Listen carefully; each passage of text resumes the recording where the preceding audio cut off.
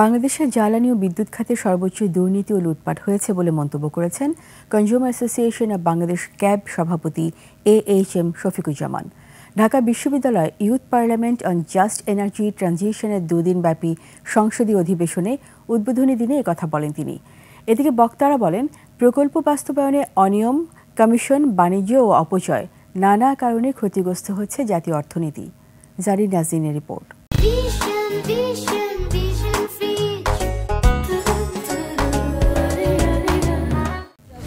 Megawatt বিদ্যুৎ দিচ্ছি। বাংলাদেশের উন্নয়নের অন্যতম ভিত্তি জ্বালানি ও বিদ্যুৎ খাত, কিন্তু এই খাতে সবচেয়ে বেশি দুর্নীতির অভিযোগ উঠেছে। গত এক দশকে বিদ্যুৎ প্রকল্পে হাজার হাজার কোটি টাকার অনিয়ম হয়েছে। রূপপুর পারমাণবিক বিদ্যুৎ কেন্দ্র, কুইক রেন্টাল ও ভারতের আদানি গ্রুপের সাথে চুক্তিগুলো ছিল অসম ও লুটপাটের আস্তানা। জ্বালানি সেক্টরে যে পরিমাণ লুটপাট হয়েছে এবং সেটি সর্বোচ্চ লুটপাট হয়েছে এবং সেই লুটপাটের ব্যবস্থা আমরা করেছি। আমরা কেন এই দাবিটা তুলতে পারিনি যে এই লুটপাটের সাথে যারা আছে তাদের বিরুদ্ধে আমরা কেন ব্যবস্থা নিতে পারিনি? নির্বাচন কিন্তু এটি দেশের একটা ট্রানজিশন।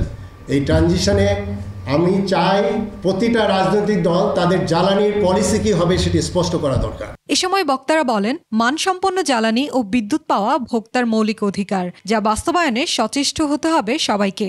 বাংলাদেশের জ্বালানি খাত আজ ভয়াবহ দুর্নীতি, অদক্ষতা, একচাটিয়ত্ব ও অধিকারহীনতা এই চারটি গভীর সংকটের শৃঙ্খলে আবদ্ধ। রাষ্ট্র সংস্কার বলতে আমি কি বুঝি?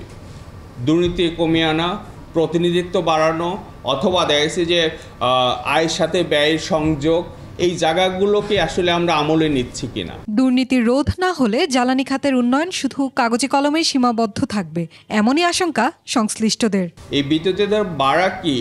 জারিন নাজরিন, 21 টেলিভিশন, ঢাকা।